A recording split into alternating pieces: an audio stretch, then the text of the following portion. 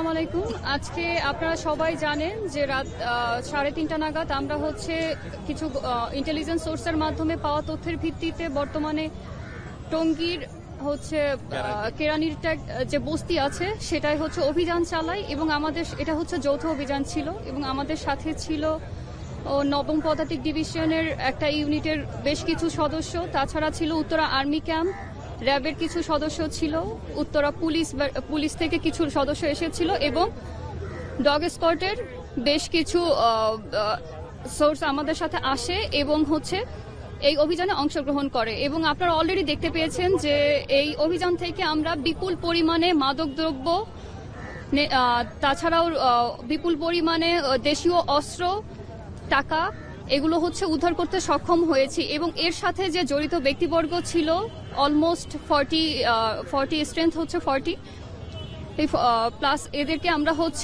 আইনের আওতায় নিয়ে আসতে সক্ষম হয়েছি এবং প্রসিজিওর অনুযায়ী ফিউচারে আমরা এই ধরনের যত অভিযান আছে এটা আমরা ধারাবাহিকতা বজায় রেখে করে যাব ইনশাল্লাহ। এবং